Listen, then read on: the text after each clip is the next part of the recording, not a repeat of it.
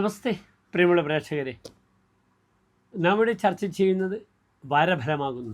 വാരഫലത്തിൽ നാം ചർച്ച ചെയ്യുന്ന ഈ വാരം 1201 ഇടവമാസം 26-ാം തീയതി മുതൽ 32-ാം തീയതി വരെയുള്ള ഒരു ആഴ്ചക്കാലം, അതായത് 2026 ജൂൺ 9 മുതൽ 15 വരെയുള്ള സമയം.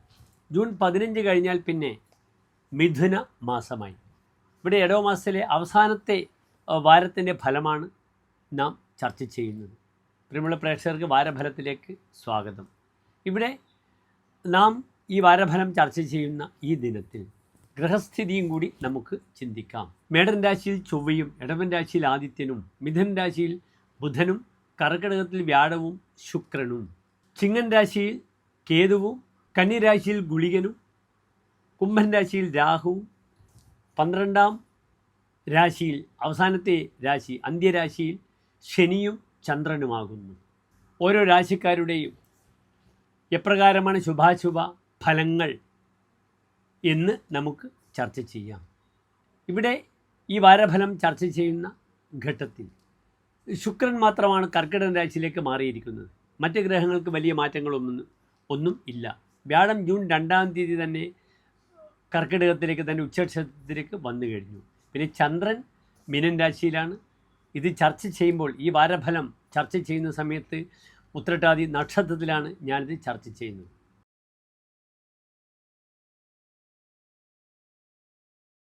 മൂലം പുരാടം ഉത്രാട നക്ഷത്രത്തിൻ്റെ ആദ്യത്തെ 15 നാഴിക വരുന്ന 2.25 നക്ഷത്ര സമൂഹം. ഇവിടെ ധനുരാശിക്കാർക്ക് രാശിയിൽ ഗ്രഹങ്ങളില്ല. 3-ാം ഭാവത്തിൽ രാഹു, 4-ാം ഭാവത്തിൽ ചന്ദ്രൻ, ശനി, 5-ാം ഭാവത്തിൽ ചൊവ്വ, 6-ാം ഭാവത്തിൽ സൂര്യൻ, 7-ാം ഭാവത്തിൽ ബുധൻ, അഷ്ടമത്തിൽ ഗുരു ശുക്രന്മാർ, 9-ാം ഭാവത്തിൽ കേതു. ഇവിടെ ധനുരാശിക്കാർക്ക് സ്വതവേ ആ കണ്ടക ശനിയും വ്യാഴം അഷ്ടമത്തിലുമാണ്. അതിൻ്റേതായ ബുദ്ധിമുട്ടുകളൊക്കെ ഉണ്ടാകാം. ഇവിടെ ശുക്രനും അഷ്ടമത്തിലാണ്. പലപ്പോഴും സ്വർണം നഷ്ടപ്പെടുന്ന വാരമാണിത്. ധനപരമായ വിഷയത്തിലൊക്കെ ജ്വല്ലറിയുമായി ബന്ധപ്പെടുന്നവർക്കൊക്കെ വലിയ സ്വർണ്ണ നഷ്ടം ഉണ്ടാവുക, സാമ്പത്തിക നഷ്ടം സ്വർണ്ണമൂലം ഉണ്ടാവുക.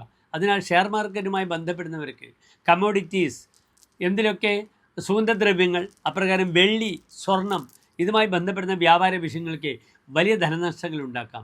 ശാരീരികമായി വളരെ ശ്രദ്ധിക്കേണ്ടുന്ന ഭാഗങ്ങൾ, പ്രോസ്റ്റേറ്റിനെ വളരെ ശ്രദ്ധിക്കണം. അതിനുമപ്പുറത്ത് urinary infections, urinary problems, pancreatic, sugar patients വളരെയധികം ജാഗ്രത പാലിക്കണം. അഷ്ടമത്തിൽ വ്യാഴം വന്നാലും ശുക്രൻ വന്നാലും പ്രമേഹാദി രോഗങ്ങളാൽ ബുദ്ധിമുട്ടുമെന്നൊരു ഫലം പറഞ്ഞിരിക്കുന്നു.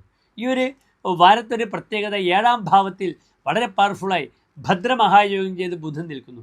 കർമ്മവിഷയത്തിൽ യാത്രയാകാം, അല്ലെങ്കിൽ കർമ്മമേഖലയിൽ എന്തെങ്കിലും പുത്തൻ പദ്ധതി ആരംഭം, ഇതിനൊക്കെ വളരെ അനുകൂലമായ സമയമാണ്. പഠിതാക്കൾക്ക് വളരെ നല്ലൊരു സമയമാണ്. പലപ്പോഴും പൈതൃകമായ സ്വത്ത് നഷ്ടപ്പെടുക, പിതാവുമായി ബന്ധപ്പെടുന്ന ക്ലേശങ്ങൾ ഉണ്ടാവുക, അച്ഛന് സമയദോഷമാണ്.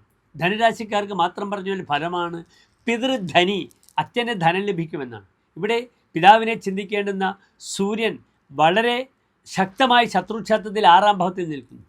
അതിനാൽ അച്ഛനുമായി ബന്ധപ്പെടുന്ന, അച്ഛൻ്റെ സഹോദരങ്ങളുമായി ബന്ധപ്പെടുന്നവരുടെ ശത്രുത വാങ്ങിവെക്കാതെ നോക്കണം. പൂർവികമായ സ്വത്ത് പലപ്പോഴും പാർട്ടീഷനൊക്കെ ചെയ്യുമ്പോൾ തൻ്റെ ഓഹരി, തൻ്റെ അളവിൽ കുറയുക, അല്ലെങ്കിൽ അച്ഛൻ്റെ അപ്രിയം താൻ വാങ്ങിവെക്കുക മുതലായ പ്രയാസങ്ങളൊക്കെ വരുന്ന വാരമാണിത്. ഇവിടെ പിതാവ് മരിച്ചിരിക്കുന്ന വ്യക്തികളാണെങ്കിൽ പ്രേതകർമ്മങ്ങളൊക്കെ ഈ അമാവാസിയിൽ വളരെ നന്നായി അനുഷ്ഠിക്കുവാൻ ശ്രമിക്കുക. അപ്രകാരം പിതാവിൻ്റെ അപ്രിയം വാങ്ങാതെ നോക്കുക. അതൊരു പ്രധാനപ്പെട്ട പോയിൻ്റാണ് ഇന്നത്തെ ധനുരാശിക്കാർക്കെന്ന് അറിയുക. ഇവിടെ അഷ്ടമത്തിൽ ഞാൻ സൂചിപ്പിച്ചു, ഗുരുശുക്രന്മാർ 8-ാം ഭാവത്തിൽ നിൽക്കുന്നു. ഒരു അധിയോഗമുണ്ട് ധനുരാശിക്കാർക്ക്. 7-ലും 8-ലും ശുഭഗ്രഹങ്ങളാണ്. അതൊരു അധിയോഗത്തെ സൂചിപ്പിക്കുന്നു. എന്തെങ്കിലും ഉത്തരവാദിത്തങ്ങൾ ഒക്കെ ഏറ്റെടുത്ത് മുന്നോട്ട് പോകാം. കർമ്മമേഖല നല്ലതാണ്. ഭാര്യാസുഖം ലഭിക്കുവാനുള്ള യോഗവും വളരെ നന്നായിട്ടുണ്ട്.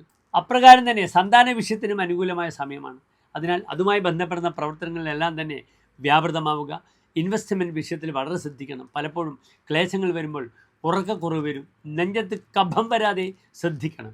പെട്ടെന്ന് കഫജന്യമായ ബുദ്ധിമുട്ടുകൾ വന്ന് ശ്വാസസംബന്ധമായ പ്രയാസങ്ങൾ ചെന്ന് പതിക്കുന്ന വാരമാണിത്, ശ്രദ്ധിക്കുക. ഇവിടെ നിർബന്ധമായും വിഷ്ണു പ്രീതി ചെയ്യുക. വ്യാഴാഴ്ച തുളസിമാല, പാൽപ്പായസം വിഷ്ണു ക്ഷേത്രത്തിൽ ചെയ്യുക.